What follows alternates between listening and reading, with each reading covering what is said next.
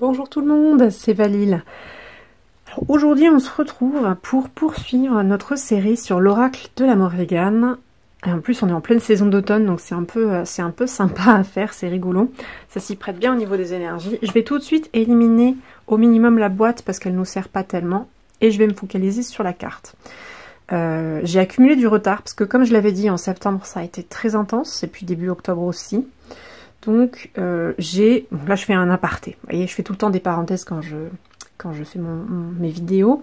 J'ai d'autres choses que j'avais présentées, que j'avais annoncées dans le vlog de septembre, que je n'ai pas pu faire, comme je m'en doutais. Donc ce sera plus vlog de septembre, mais ce sera les thématiques qui vont m'intéresser par la suite.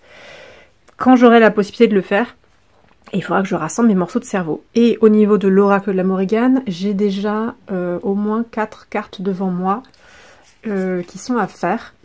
Il y en a qui seront courtes, donc ça ira, je pense, un peu plus vite. Ça fera des formats beaucoup plus légers, mais j'ai pas forcément énormément de choses à dire si on sort du cadre d'un atelier de groupe où on se donne des exemples. Si c'est vraiment pour une vidéo, j'aurai pas beaucoup à vous apporter.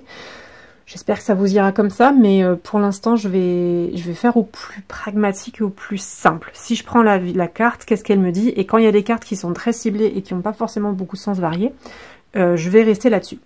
Voilà. J'ai donc, je crois, fait ma parenthèse. En tout cas, donc, il y aura les séries sur la Morrigan qui vont reprendre et j'espère apporter au mois d'octobre, ou plus tard du coup, des thématiques, voire des tirages, mais en tout cas plutôt les thématiques vidéo sur plusieurs jeux, au moins 2. Celui que j'ai présenté au vlog de septembre et j'hésite avec le Citadel dont on a parlé aussi dans des vidéos récentes. Voilà. Et la question du livre sur le deuil, qui évidemment est trop drôle parce que je voulais vous le présenter et en fait, je l'ai pas lu. J'en ai lu que des bouts, donc je peux pas vous dire ce qu'il en est. Bref, ça va être tout un micmac, mais j'ai vraiment envie d'aborder ces thématiques, sachant que là, je suis dans ma période fétiche pour le faire, de parler de l'ancestral, du funéraire, du deuil, etc. Donc bref, j'espère y revenir, même si le mois de septembre est passé. Désolée pour cette petite introduction un peu fouillie. Ça fait 2 minutes et quelques, on va se recentrer et on va parler de la carte Stillness, effectivement. Donc, pour cette semaine, peut-être même on va faire plusieurs par semaine si elles sont très courtes, on a la carte de Stillness. Donc, le mot-clé que j'emploie, et pas j'envoie, j'emploie le plus souvent pour cette carte, ça va être l'immobilité. Mais c'est très difficile parce qu'en fait, l'immobilité chez nous, ça peut renvoyer à quelque chose de négatif. Or, dans Stillness, il y a une notion de paisibilité, alors ça n'existe pas en français, mais d'un caractère paisible qu'on n'entend peut-être pas en français dans la sémantique du mot immobilité. Stillness, c'est le fait de ne pas bouger, c'est le fait de rester sans bouger. Mais du coup, dans Stillness, il y a ce côté paisible, et moi, c'est ce que je projette personnellement dans cette carte. Alors j'ai l'impression que j'ai un peu trop de lumière paradoxalement et qu'on voit pas bien les nuances. En fait, il y a des motifs à l'eau sur cette carte que là on voit pas parce que j'ai trop de lumière. Alors je vais essayer quelque chose. Est-ce que si je vais comme ça, on en aura peut-être un peu moins? Si je... Non. Alors si je la mets comme ça, vous verrez très légèrement que ici et juste en dessous, vous avez en fait des traces quand même d'aquarelle qui sont plus sombres. La partie blanche, si je vous la dessine, elle n'est qu'ici. Elle fait comme une espèce en anglais on dirait indentation, mais en français je sais plus comment on dit, de morsure là. Ça c'est très blanc. Autour c'est bleu. C'est bleu-gris, mais c'est bleu. C'est très léger, il y a un lavis en fait, avec cette trace. Bon, là sur mon... Il faudrait la prendre en photo. Il faudrait que je la mette sur le site plus tard. Bon, c'est pas grave. En tout cas, c'est une carte très pure, c'est-à-dire très comment on appelle ça, épurée, c'est ça que je voulais dire, très vide, pour dire certains ou certaines personnes. Effectivement, il n'y a pas non plus des masses de choix de ce qu'on va y lire, et moi, j'aime bien y lire une signification en particulier, que, comme c'est ma préférée, j'y pense souvent en premier. Donc, je vous ai parlé de la paix, du caractère paisible immédiatement, c'est pas le seul, mais c'est ce que je préfère. Pourquoi? Parce qu'on est sur un jeu qui est donc dédié à la Morrigan, qui est une déesse, entre autres, guerrière. C'est la souveraineté, mais c'est la souveraineté guerrière. Et donc, on a beaucoup de choses avec du mouvement, avec du combat, avec des blessures, particulièrement dans ce deck. Il y a beaucoup de scènes qui ne sont pas du tout timides et qui vont dans le sang et tout ça, les blessures, les corps, les cadavres. Et donc j'aime bien avoir des cartes qui sont en opposé vraiment parfait de ces cartes guerrières, de ces cartes très difficiles. Et il y en a d'autres en fait. Les cartes qui sont plus avec des éléments de la nature. On avait vu la carte de, je crois que c'était Diminishment avec la lune et la forêt. Il y en a d'autres. Et souvent elles sont dans un ton bleuté, je trouve comme ça. Beaucoup plus calme, beaucoup plus silencieuse, beaucoup plus paisible à mes yeux. Et donc, c'est comme ça que je le prends. Donc, stillness, ce sera l'immobilité, ce sera l'absence de mouvement, ce sera parfois le silence. Alors attention, ça c'est un sens que moi je donne, mais stillness ne veut pas dire silence, hein. C'est l'absence de mouvement. Après, est-ce qu'on peut se dire, si c'est une pièce, un territoire, quelque chose où rien ne bouge, est-ce que dans un sens, on peut se dire qu'il n'y a pas de bruit si rien ne bouge? Ça peut être une signification un peu étendue, mais c'est pas la signification littérale et première de stillness, c'est pas ça que ça veut dire. Moi, j'aime bien imaginer le rapport au son, le rapport à l'absence de vibration. Rien ne bouge, donc c'est silencieux. Voilà, c'est ma lecture, une autre deuxième lecture sur cette carte. Donc silencieux, sans mouvement, ça peut être l'attente aussi. Je crois pas qu'on ait de carte qui soit waiting dans ce jeu. Au contraire, on a une carte qui dit qu'on trépigne. Il y a la carte du trépignement ailleurs. Est-ce qu'on a une carte d'attente? Est-ce qu'on a une carte de suspension? Je suis pas sûre. Je pense que la meilleure carte au niveau sémantique, mais quand je l'improvise, je connais pas tous les titres de toutes les cartes par cœur, donc je peux pas vous le dire. Et au niveau sémantique, je pense que c'est la carte qui s'en approche le plus. Et il n'y a pas une carte qui correspondrait mieux que celle-ci pour l'attente et la suspension. Donc là, je fais des expansions du mot donné d'origine par les autoristes du jeu. De cette attente ou de cette suspension. Ça va dépendre vraiment de la question qui est posée. Et comme j'ai appris à le faire en cartomancie, quand j'ai appris le petit Lenormand, on peut le faire aussi avec des jeux de cartomancie française, traditionnels, c'est-à-dire les jeux de cartes à jouer, le piquet, etc., le 32, le 54. Je crois qu'on peut le faire aussi avec le tarot, mais moi, ça m'a été appris par les cartomanciennes anglophones quand j'ai appris le petit Lenormand traditionnel. Je le dis juste, c'est de là que je le tiens. Donc on peut prendre la carte et l'employer dans des... En fait, comment dire? Dans des positions, j'allais dire, mais c'est un peu plus abstrait, ou c'est l'anglais qui dirait ça, dans des positions verbales différentes. Qu'est-ce que j'entends par là? Je vais donner un exemple directement. On peut changer la nature du mot qu'on traduit depuis la carte. Donc ici, c'est immobilité, mais on peut décider que ce serait une action à faire. Et donc, on peut transformer immobilité en un verbe. Le fait de rester immobile, le fait de ne pas bouger. On peut en faire un adjectif, on peut en faire un adverbe. Vous voyez, on peut changer la nature du mot en cartomancie pour l'adapter à des concepts, à des contextes, pardon, qui seront différents. Donc, par exemple, si je pose une question pour savoir, je sais pas moi, est-ce que je dois faire ceci ou cela? Qui est rarement une question que je pose parce que j'ai appris que les questions ouvertes, et les questions en oui-non, souvent elles ont des implicites qui influencent trop la question et on peut aussi se déposséder de sa souveraineté ou quoi. Donc c'est des questions à éviter. Bon, mais imaginons que je pose une question comme ça et je sors stillness, bah, j'aurais tendance à dire non. Puisque stillness dit de ne pas bouger, j'aurais tendance à dire n'y va pas. Est-ce que c'est négatif? C'est pas sûr. Il y a plusieurs étapes là qui se distinguent. Ça peut être n'y va pas pour l'instant, ça peut être temporaire. Juste là tout de suite maintenant, c'est pas le moment. Ça peut être n'y va pas, c'est effectivement pas la bonne décision, que ce soit maintenant ou plus tard. Et il y a quelque chose à creuser derrière stillness. Stillness me dit ne bouge pas, attends et réfléchis. C'est une des possibilités. Peut-être que la réponse je l'ai déjà et que j'ai pas besoin de réfléchir, hein, mais il y a un des cas où je vous le dis, je vais le lire comme ça. Attends là, il faut que tu ralentisses ton cerveau, il faut que tu ralentisses ta dynamique, là, t'as envie d'agir, t'as envie de foncer un peu tête baissée ou quoi, genre, non, j'ai stillness qui va sortir, c'est pas, non, c'est pas ça qu'il faut faire tout de suite, souffle un peu, selon que c'est accompagné d'autres cartes ou pas, je vais pouvoir me dire, prends du recul, mais il faudrait voir, est-ce que j'ai d'autres cartes dans le jeu qui peuvent indiquer la prise de recul, et donc si c'est le cas, ne pas projeter sur cette carte la prise de recul, c'est encore plus éloigné des sens que j'étais en train de donner. il aurait fallu donner un autre exemple. Donc ça, c'était est-ce que je dois faire quelque chose ou pas? Stillness, bah plutôt non, du coup. Si jamais je voulais demander, par exemple, un conseil aussi de self-care ou quelque chose de beaucoup plus développement personnel, la carte de stillness pourrait tomber pour me dire, m'indiquer, non, là, il faudrait plutôt que tu restes à la maison, genre évite d'aller faire telle ou telle sortie, là, tu es en train de trop déployer ton énergie à l'intérieur, il faudrait que tu te recentres. Alors, stillness, c'est pas la carte du centrage, c'est pas non plus une carte d'ancrage. Vous voyez la différence que je fais entre ces mots, entre ces concepts? Mais, vu qu'elle me dit de ne pas bouger, pour moi, ça veut dire ne pas aller vers l'extérieur, ne pas être dans l'expansion. Donc, reste comme ça, ne bouge pas. Et donc, j'ai tendance à y voir un centrage, parfois un ancrage. Mais ça peut aussi être juste me dire, bouge plus. Mais donc, ne va pas non plus vers l'intérieur. Reste où tu es.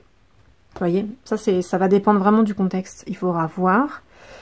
Je parlais du contexte de développement personnel et de self-care éventuellement. J'avais vu un autre cas à vous illustrer. Ça peut impliquer le cocooning, ça peut impliquer le fait de rester chez soi, ça peut impliquer le fait, comme dit, de ne pas bouger, ça peut indiquer le fait aussi de ne pas parler, stillness, et là, c'est pas immobile, encore une fois, c'est immobilité le terme, hein. Donc on pousse de plus en plus les métaphores et les termes pour les adapter à un contexte en essayant de garder l'essence du mot-clé originel. À vous de voir si ça vous convient ou pas. Je vous montre juste comment on peut travailler ça. Si je ne bouge pas, est-ce que par mes lèvres ne bougent pas? Donc je ne parle pas. Et je vous avais dit, pour moi, si c'est l'absence de mouvement, c'est aussi l'absence de vibration, et donc c'est aussi le silence. Donc, cette carte, elle peut aussi sortir comme tais-toi. Et je pense que je l'ai déjà eu d'ailleurs comme ça, en communication avec la Morrigan, ça m'étonnerait pas. En tout cas, c'est cohérent. Donc ça peut être ne bouge pas, ça peut être ne parle pas, ça peut être donc, au lieu de le silence autour de soi, ça peut être toi fais silence, ça va dépendre aussi de où est le sujet. Est-ce que c'est pour le sujet de l'action? Est-ce que cette carte-là, elle commente plutôt le contexte autour du sujet de l'action? Il y a vraiment beaucoup de choses à développer. Je suis en train de me demander si ce serait pas intéressant de regarder un exemple au pif avec d'autres cartes. Parce que là, si j'ai pas de questions, j'aurais dû y penser, je crois que je m'étais dit ça la dernière fois aussi. C'est pas évident de donner des expériences, des exemples d'interprétation de but en blanc. Et donc, alors celle-là je la mets pas parce qu'elle est un petit peu trash. Bref, c'est pas évident sans question. Donc il faudrait que j'y pense les prochaines fois. N'hésitez pas à me le rappeler dans les commentaires de 1, 2, 3. De préparer des questions à l'avance, même au pif, hein, pour essayer de mieux interpréter le mot-clé. Alors, on va terminer là-dessus, je pense. Donc là, j'ai la carte de Warnings, donc de la mise en garde, qui me dit attention. Derrière, j'ai donc Stillness qui me dit ne bouge pas. Et c'est d'autant plus fort pour moi que c'est là, j'ai un rappel à l'ordre. Attention, là, il y a un danger, il y a quelque chose qui ne va pas. Et donc, quelle est l'attitude juste derrière à adopter? C'est de plus bouger. Parce que si je bouge, je risque d'aller dans la direction du warning qui m'a été donné. Je risque de me mettre en difficulté. Donc, attention. Là, on s'arrête sur son chemin. On va plus. On bouge pas. Et la troisième carte qui est tombée, c'est la loyauté renversée. Bon, elle est tombée en deuxième, mais enfin, vous me comprenez, je l'ai laissée à sa position comme ça.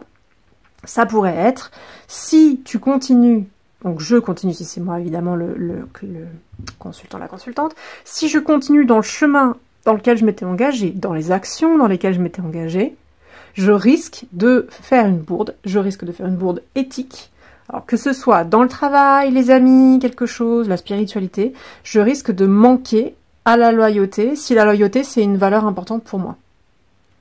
Et là, visiblement, de toute façon, même si c'était pas, entre guillemets, important pour moi, ce qui me paraît bizarre, mais bon, bref, ça pose problème. Si elle arrive en position renversée ici, c'est que, de toute façon, manquer de loyauté dans ce contexte-là, ça fait poser problème. Est-ce que c'est parce qu'il y a une parole qui a été donnée, il y a une promesse qui a été faite, est-ce qu'on est dans le contexte d'un serment, alors c'est complètement autre chose, est-ce que c'est une fidélité à des valeurs? Est-ce que c'est une fidélité à une personne? Est-ce que c'est une fidélité à une institution en termes je sais pas, de travail ou quoi? Mais là, si je ne m'arrête pas, si je ne fais pas stillness, ce vers quoi je vais, c'est ça. Pour moi, le warning, il prévient de loyalty. Ça fait un miroir comme ça. Donc c'est une possibilité. Vous voyez, donc stillness, elle va évidemment être influencée avec ce qu'il y a autour. En fait, toutes les cartes du jeu, c'est comme ça, puisque de toute façon, on lit en contexte. Selon que la carte est plus ou moins vide, sur l'illustration, j'entends. Ben, je pense qu'il y a quand même beaucoup de gens qui auront plus de facilité à les lire en contexte. Le contexte peut venir modifier la carte, mais pas toujours. Vous voyez, là, c'était juste une illustration de ce que je vous ai dit tout à l'heure. Pour moi, ça veut dire qu'il faut ne pas bouger. Il faut absolument s'arrêter. Il faut absolument arrêter d'agir. Il faut pas aller plus... Il faut se figer sur son chemin, quoi. C'est ce que j'avais dit tout à l'heure. Et je me disais, est-ce qu'on pourrait en faire un troisième exemple? Parce que je suis curieuse. Si je tire une autre carte... Ok, alors je sais pas, si j'enlève les deux qui sont ici, je vais les retourner même. Et donc si j'ai ça, alors ouais, là on va dans quelque chose de plus compliqué. Donc il resterait à voir pour vous qu'est-ce que ça vous indique, parce que comment vous lisez les cartes du dessous. Mais on me dit fais silence ou arrête de bouger. Pourquoi? Et bien à ce moment-là, je pense que ça pourrait m'indiquer la raison pour laquelle on m'indique de faire silence ou de m'immobiliser. Parce que là, on a deux choses qui sont retournées. Donc ça m'évoque la difficulté qui était mise en lumière, entre guillemets, dans Stillness. Et ensuite, on a une carte droite qui pourrait indiquer éventuellement une conclusion. Donc, selon comment vous fonctionnez, si vous allez dans du spirituel, dans du développement personnel ou quoi, ça va vraiment changer les cartes. Là, on peut partir, je sais pas, sur quelque chose de plus émotionnel qui dirait « Attention ». Là, il y a un risque au niveau peut-être de les émotions. Qu'est-ce que tu ressens ou de comment tu processes tes émotions? Il y a quelque chose qui va te perturber ou qui est désagréable ou qui n'est pas serein ou qui n'est pas sécure pour toi. La preuve étant que on a aussi le sanctuaire qui est renversé. Donc peut-être que ton foyer, ton nid, ton espace safe, que ce soit un espace de communication, une association, un lieu ou quoi, pour une raison qui n'est pas forcément identifiée ici, ne convient pas. Donc, est-ce que c'est parce que tu voulais aller à une soirée, voir des copains, tu voulais aller dans ce, je sais pas, ce bar qui était le bar fétiche, est-ce que tu voulais aller dans cet écolieu qui est un écolieu fétiche, est-ce que tu voulais prendre du temps pour faire une réunion avec les membres d'une asso, une AG, est-ce que tu voulais... peut-être juste voir des copains, te rendre chez une personne chez qui tu te sens particulièrement bien, et même si c'est pas ton espace, son espace dans lequel elle vit, la personne, il te paraît serein, il te paraît agréable, il te paraît safe, tu t'y sens bien quoi, même si c'est pas chez toi, mais là en ce moment, il y a un souci. Est-ce qu'il vient de toi et qu'il vient de tes émotions parce que t'es fragile en ce moment, t'as été blessé peut-être par quelque chose qui s'est passé, quelque chose qui t'a été dit, est-ce que c'est parce que tu traverses toi dans ta vie, qui n'a rien à voir avec la personne ou le sanctuaire en question, mais toi dans ta vie en ce moment, tu es vulnérable et du coup, tu es pas prête de faire face à l'état dans lequel est ce lieu en ce moment, et que même si le sanctuaire, ça a cette notion au contraire de safe place, là, d'espace safe et de refuge, il est renversé. Donc là, en ce moment, au moment où tu tires, on t'indique que non, il y a quelque chose qui ne va pas. Si tu y vas, tu vas te mettre en danger émotionnellement. Ou alors parce que tu, émotionnellement, n'es pas sereine, assise, ancrée ou quoi, le refuge, si tu y vas, ne sera pas safe à ce moment-là. Parce que tu vas pas t'y sentir bien, tu vas pas en tirer les bénéfices, ou tu vas pas être capable de te mélanger, de te confronter à ce qu'on y trouve, si ce sont des gens, des personnes ou quoi, des activités, ça va pas marcher. Et la dernière carte, ici, on aurait donc le The Seer, qui est le voyant, la voyante. Intriguant de tomber ici sur une carte de Seer si je pars sur une série qui est beaucoup plus émotionnelle, mais je vous renvoie à la vidéo sur The Seer qui a été faite, bien que je vais quand même donner beaucoup plus de signification évidemment spirituelle. J'avais fait de la décortication contextuelle ici pour voir les différentes figures de voyants, la question de la vasque avec le sang, la banshee, etc. Bon là, qu'est-ce qu'on pourrait en faire ici ? Ça dépend vraiment du contexte et ça dépend de la personne. Comme je lis énormément les énergies des gens et de leurs alliés, etc., là, si je fais un tirage complètement fictif, c'est beaucoup plus difficile. Mais on pourrait se dire que peut-être c'est quelque chose que tu avais déjà prévu. Peut-être que c'est quelque chose dont tu es conscient ou consciente, que tu as déjà envisagé en fait.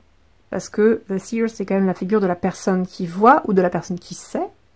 Ce sont les deux premières choses qu'on peut tirer de cette carte. Et à ce moment-là, on est dans de l'archétypal et on n'est pas du tout dans le rapport à la médiumnité ou des choses comme ça, vous voyez. On avait dit fais silence ou ne bouge pas, parce que là, ici, il se passe quelque chose au niveau de ton sanctuaire, au niveau de tes émotions. c'est pas super net. On pourrait aussi, pour moi, The Seer, ça pourrait aussi être une invitation à enquêter. Avant de faire quoi que ce soit au sujet de ce sanctuaire, d'y aller, de je sais pas quoi, d'aller à la réunion, de voir les gens, et aussi la question émotionnelle, peut-être que ce serait le moment de faire une enquête, entre guillemets, une piqûre de rappel, j'allais dire, mais c'est pas ça qu'on dit en français. Une enquête, par exemple, cherche à voir, cherche à prendre du recul, cherche à prendre des éléments de connaissance sur la situation en question. Plutôt dans une démarche comme ça, j'étais en train de réfléchir, est-ce qu'on a une autre démarche d'enquête? Bon, si on avait eu Adventure, quelque part, c'est aussi une quête, mais c'est une quête vers l'inconnu. Alors que là, Seer, c'est de regarder pour moi, c'est de regarder ce qu'il y a, de regarder à travers les choses, regarder à travers une situation. Donc on est vraiment sur quelque chose de différent. Est-ce qu'on a une autre carte qui aurait pu être sur l'enquête? Je pense pas. Honnêtement, de mémoire avec les cartes du jeu, je pense pas. Donc, je vais m'arrêter là. Ah bah oui, là je viens de voir que ça faisait 18 minutes, on en a largement assez. J'espère que les tirages comme ça, ils vous paraissent pas trop abstraits comme dit, parce qu'on n'a pas la question, on n'a pas le contexte. Mais j'essaie de bien vous montrer comment je réfléchis, comment on peut analyser le sens de lecture ou les cartes les unes avec les autres, leur rapport. Et comment on illustre le mot-clé, en fait. Hein. Donc ici, ça n'a pas forcément changé, mais vous voyez que comment est-ce qu'on lie l'immobilité à d'autres éléments d'un tirage au final. Mais on reviendra quand même toujours au fait de s'arrêter, de ne pas bouger, des choses comme ça. Repars ici. Alors vous allez peut-être entendre mon chat qui miaule derrière, parce qu'évidemment, c'est son quart d'heure de folie pendant la période où j'essaie de tourner une vidéo parce que j'ai les cuillères. Je voulais juste revenir sur un élément assez basique, mais que j'avais en tête en fait au début de la vidéo et que j'ai complètement oublié par la suite, par rapport à qu'est-ce qu'on voit sur la carte et comment est-ce qu'on peut l'interpréter, dans quel domaine on peut l'interpréter. Cette carte, elle peut aussi servir à marquer éventuellement, je pense, de la temporalité. Parce que dès qu'on a le ciel avec le cycle du jour et de la nuit, ou de la nuit, bah on peut en faire quelque chose. Donc là, reste à savoir pour les personnes qui lisent cette carte, est-ce qu'elles auront envie d'y voir la pleine lune et d'y voir en fait un soleil nocturne complètement pâle, silencieux mais très lumineux, parce que je sais pas si ça vous est déjà arrivé dans votre vie, mais il y a certaines nuits de pleine lune, quand la lune est vraiment ultra brillante et qu'elle prend beaucoup de place dans le ciel, vraiment on y voit très bien. Ça c'est assez spécial quoi, la quantité de lumière que ça peut renvoyer. Donc est-ce que pour vous cette carte ça pourrait être une pleine lune de ce type? Et sinon l'autre versant c'est un soleil. Mais un soleil qui donc n'est pas du tout jaune, n'a pas ses rayons. On pense plutôt donc à un soleil blanc, un peu comme quand il est voilé derrière un ciel de nuages très hauts, mais très fins. Donc où on a quand même la lumière du jour, mais où on voit le soleil à travers sans forcément se faire trop mal aux yeux, même si c'est pas conseillé de regarder le soleil directement, même si c'est dans un nuage, parce qu'il y a plein d'UV, on peut se cramer la rétine. Mais je pense que vous verrez ce que je veux dire si vous l'avez déjà vu en photo ou dans des films ou quoi, même peut-être vous. Cette espèce de soleil blanc derrière des nuages. Donc, est-ce que ça peut vous parler de la météo? Est-ce que ça peut vous parler voilà, d'un certain type de soleil? Est-ce que ça vous parle d'une saison? Donc plutôt, je sais pas, plutôt l'automne. Est-ce que ça pourrait peut-être aussi être le printemps? Ceci dit, on n'en sait rien, vous voyez. Vous pouvez trouver des éléments de temporalité comme ça. On peut aussi penser à l'heure de la journée. Donc moi, sur Stillness, en fait, l'énergie que j'ai sur cette carte et le concept intellectuel que j'ai sur cette carte, en fait, c'est le zénith. Le fait d'avoir le soleil à son midi, on appelle ça le soleil au zénith, il me semble, mais il y a aussi le zénith dans un sens plus astronomique, il faudrait vérifier si c'est midi ou si c'est autre chose. Mais enfin, c'est quand il est, je crois, en plein milieu de sa course, vraiment, où il est censé être suspendu, entre guillemets, avant de redescendre, parce qu'il fait un arc de cercle, quoi. Quelque chose comme ça. Et du coup, dans mon imaginaire culturel, littéraire, etc., la question du zénith, c'est une question de suspension, en fait. Et donc, ça marche très bien avec Stillness. Et je me demande si c'est pour ça que les autoristes ont choisi Stillness comme mot-clé sur cette carte, parce qu'elles ont pensé, et elles ont. Alors, je sais pas quand elles sont deux, comment on doit dire, parce qu'il y a je crois qu'il y a une femme et une personne non binaire, en tout cas. Les autoristes ont pensé à ce mot, à mon avis, pour cette raison, mais je pourrais pas l'assurer, et moi, c'est ce que je perçois dedans. Parce que le zénith, ça correspond à ce concept de suspension, donc c'est plutôt un soleil qu'une lune, plutôt de jour que de nuit, et c'est possiblement le midi ou le zénith, où les choses sont suspendues. Ça pourrait, je me suis déjà demandé, dans certains contextes très précis pour moi, renvoyer à l'idée d'éclipse. Parce que le moment d'éclipse, c'est aussi un moment un peu liminal, très bizarre, suspendu dans le temps, entre guillemets, et l'espace et des choses comme ça. Mais le seul truc, c'est qu'en fait, une éclipse, c'est vraiment noir, c'est pas blanc. Donc là, c'est tricky. Vous voyez, c'est un truc qui me renvoie à mon expérience personnelle de voir ou ressentir l'éclipse comme une suspension. Là, je pars du concept de stillness et de suspension qui vient du zénith. Mais on voit clairement que sur la carte, là, c'est pas une éclipse. Hein. Ça pourrait pas être illustré comme ça. Donc voilà. Par rapport à son caractère un petit peu saisonnier, temporel, et ce qu'on y voit et ce qui s'est représenté. En termes un petit peu symboliques aussi, attendez, j'avais une autre idée qui découlait de ça, le temps... Ah oui, les couleurs sur la carte aussi. Le fait que ce soit très blanchâtre comme ça, comme dit, on peut soit penser à la météo, et donc penser au fait d'avoir un ciel très voilé, d'avoir quelque chose de très blanc comme ça, et très aveuglant aussi. Et donc si le soleil nous aveugle un petit peu, peut-être qu'on voit pas vraiment le décor alors qu'il y en a un. La deuxième possibilité de ça, c'est aussi de voir un sens métaphorique et un sens où je vous ai dit, moi les couleurs bleu-blanche comme ça, c'est vrai que je les trouve très fantomatiques et j'ai tendance à les associer à l'autre monde. Donc ça me ferait penser à une scène en fait non humaine, à une scène soit, comment dire, soit étrangère au monde commun, même si ça se passe chez nous, mais que l'ambiance est teintée d'autres choses, soit carrément dans l'autre monde directement. Je ne sais pas si vous voyez la différence que je fais. Pour moi, les esprits, donc, parce que je suis animiste, peuvent être... Enfin, ils sont là, hein, c'est pas parce qu'on les voit pas qu'ils sont pas là, ils peuvent très bien se balader dans notre monde, ils sont pas enfermés dans le leur, et puis les deux sont bien séparés et ça se touche pas.